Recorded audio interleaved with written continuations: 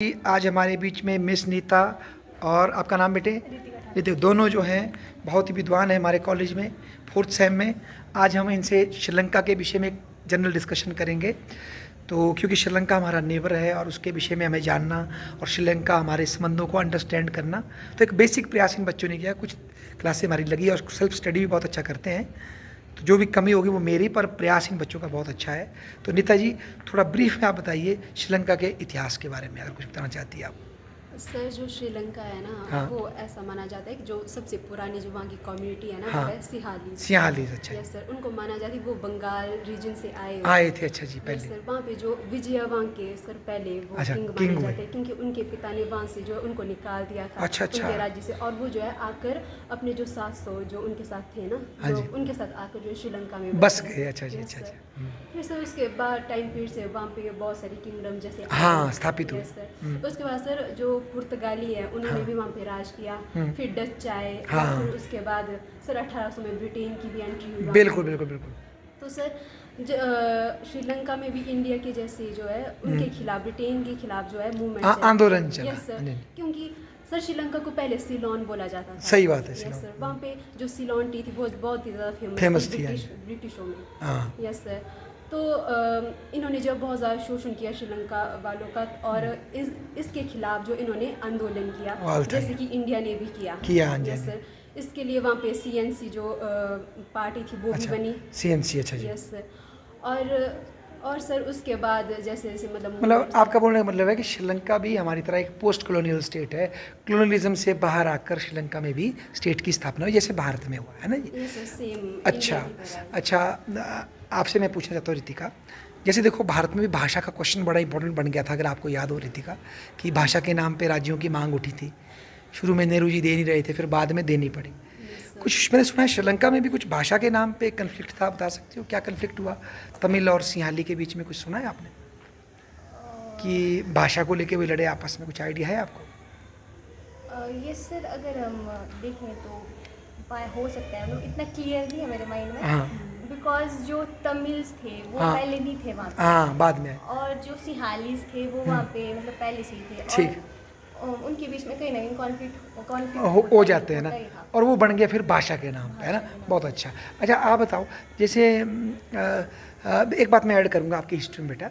बीच में राज चोल वंश हुआ भारत में, ठीक है। Yes yes. उस उन्होंने जब इसको जीता, राजेंद्र चोल और इन्होंने, तो उन्होंने बहुत से चोल उनके साथ आकर के तमिल लोग 1000 साल पहले वहाँ आके बसे।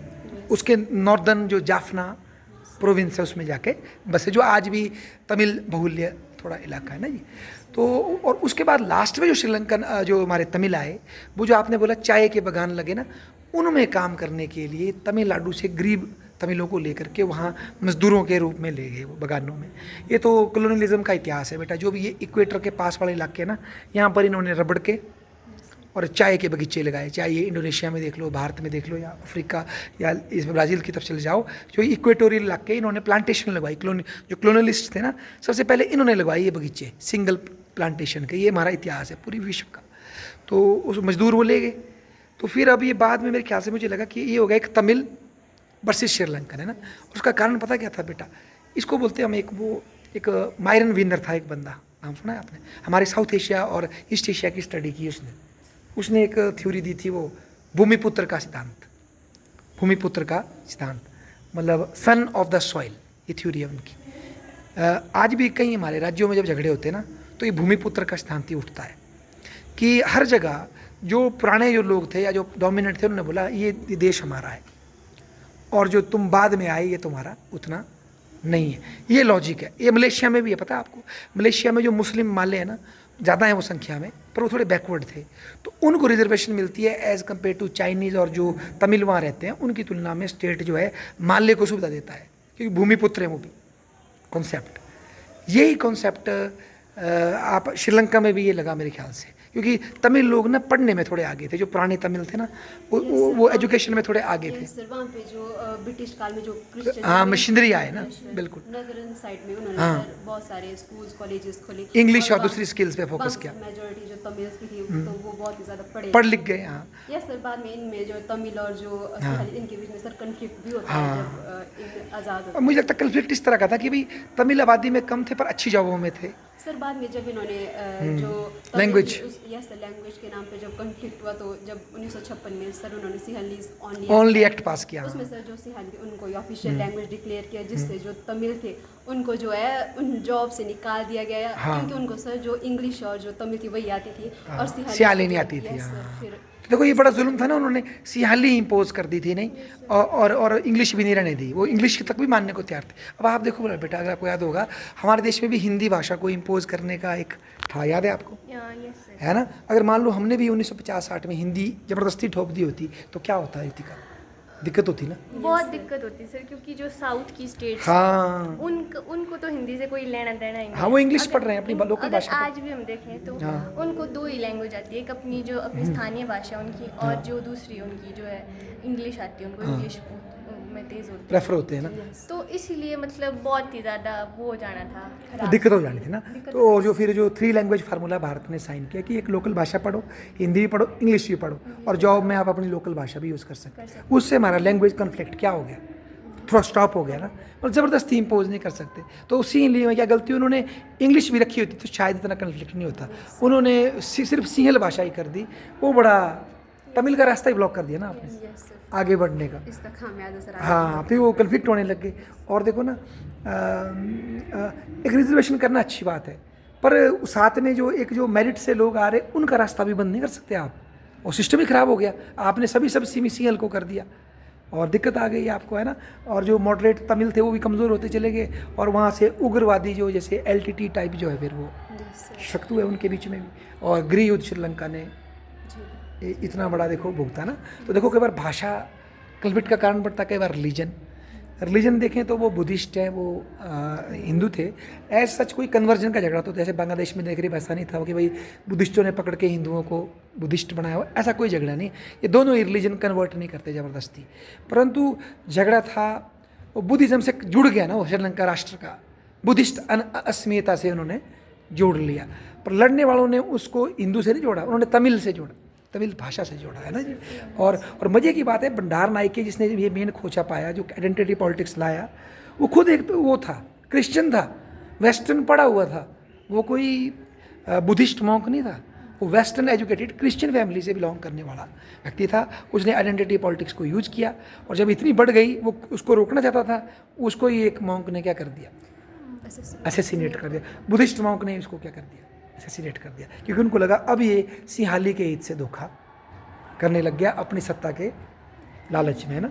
तो श्रीलंका से बड़ा मैसेज है हमारे लिए, सबके लिए, कि भाई सभी लैंग्वेज को मौका मिले, है ना, चेरिश करने का मौका मिले, किसी का राइटफुल स्पेस ना रोका जाए, है ना। और आज भी श्रीलंका फेडरल नहीं हो पा रहा, देखो, जबकि भारत फेडरल हुआ, है ना। और बेटा भारत में जो बहुत से कन्फ्लिक्ट रुक गए ना, उसका कारण है भारत का फेडरल होना। अगर भारत फेडरल नहीं होता और यूनिटरी होता तो दिक्कतें रहती, नहीं कन्फ्लिक्ट रहने थे।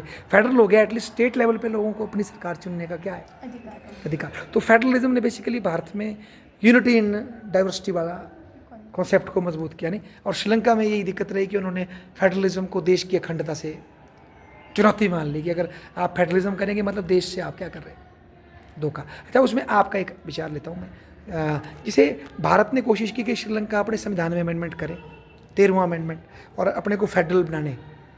तो आपको क्या लगता है श्रीलंका के लोगों ने कैसा देखा होगा हमारे हस्तक्षेप को, अच्छा देखा होगा या बुरा? सर श्रीलंका के लोगों ने शायद बुरा देखा होगा इसको। क्यों? हम तो उनका भला चाहते थे कि ये हमारे इंटरनल मैटर्स में मतलब वो इंटरफेयर कर रहे हैं कि भाई तू कौन होते हैं सर, हमारे दोनों का मामला है, तो आप मतलब इससे दूर ही रहो, इस तरह से। बहुत अच्छी बात और बोली आपने। उसमें राजीव गांधी का देखा हाँ, मैसेज उनकी कोशिश थी बेचारों की, पर उन नुकसान हो गया ना।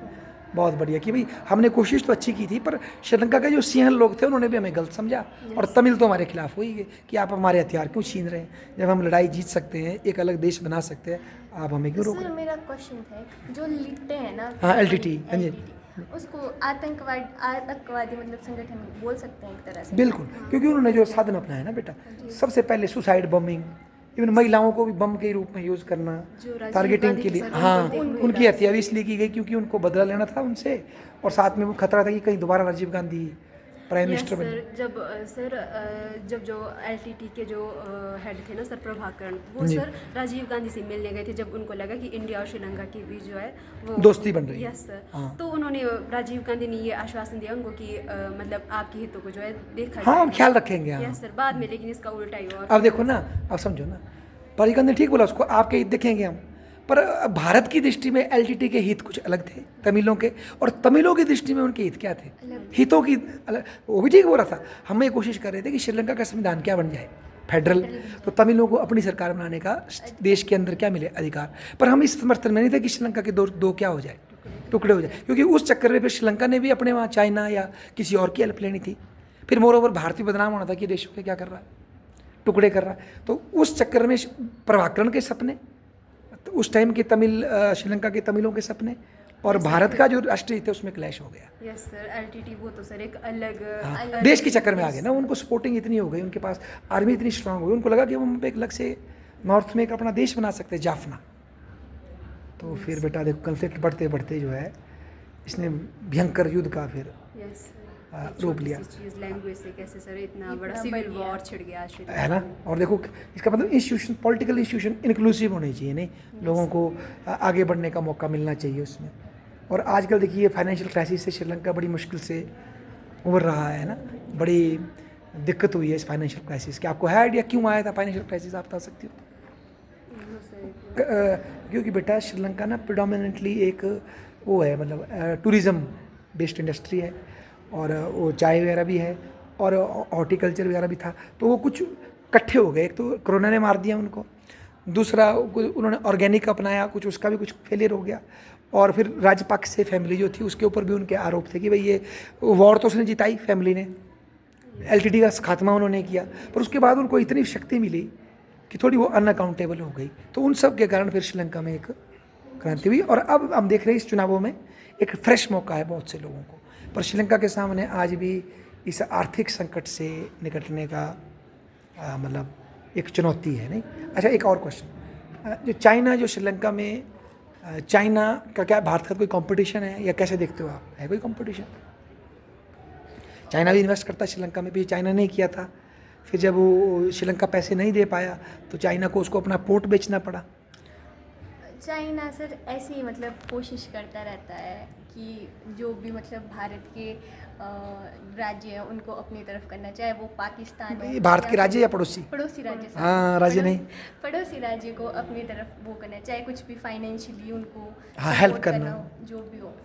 तो क्या रीतिका, इसको इस चश्मे से देखना सही है कि चाइना हमारे मामले में फट डालता रहता है? आप कैसे देखते हो इसको? ठीक है ये अप्रोच, या इसको ऐसे नहीं देख सकते हम कि चाइना भी एक देश है हमारी तरह, उसका भी राष्ट्रीय हित है, तो वो भी चाहेगा कि हम अपना प्रभाव इंडियन ओशियन में क्या करें, बढ़ाएं। जो एस डी मुनी जी ने बात की कि हमें ये सोच बदलनी पड़ेगी कि चाइना हमारा रास्ता रोक रहा है, हमें ये देखना है हम श्रीलंका को क्या दे सकते हैं, यस किस लेवल पे दे सकते हैं। उसके बाद श्रीलंका अगर उसको चाइना से कुछ ज़्यादा एक्स्ट्रा लेना है ले ले भाई, कॉन्सिक्वेंसेस भी खुद भुगतेगा। हमने तो बल्कि उसके बाद उसको अभी लोन भी दिया बहुत, है ना। तो मतलब ऐसा हम चाइना से वो नहीं कर सकते कि या दूसरों को भाई आप चाइना से ट्रेड मत करो, तो करें, पर उसके कॉन्सिक्वेंसेस पर भुगत रहे हैं। तो हम बैठ से कर सकते हैं बेटे, हम अपना कितना उनको वो दे सकते हैं, मतलब सजेशन, और इनसिक्योर ने हमें फील करना है, हेल्प देनी है, नहीं। तो चलो देखो बेटा, आप लोगों ने साउथ एशिया के पढ़ने की कोशिश की, इसकी राजनीति को समझने की कोशिश की, है ना, एक अच्छा प्रयास है। और हाँ, एक बात आप एक दिन बता भी रहे थे आप लोग मुझे कि श्रीलंका की जो मेन पार्टियाँ थी वो फ्लॉप हो गई अब, है ना। कुछ नई पार्टियाँ उनकी जगह श्रीलंका में उभर गई, कुछ याद है आपको? SLPP कुछ है ना, कुछ नई पार्टियां आ गई, जो पुरानी की जो ट्रेडिशनल पार्टियां थी वो दोनों वीक हो गई, है ना। ये भी श्रीलंका में एक बहुत बड़ा परिवर्तन हुआ है ना। ठीक है बेटा, इसी तरह से साउथ एशिया के कोई और टॉपिक लेके आपसे एक और हम करेंगे राउंड। बहुत बहुत धन्यवाद।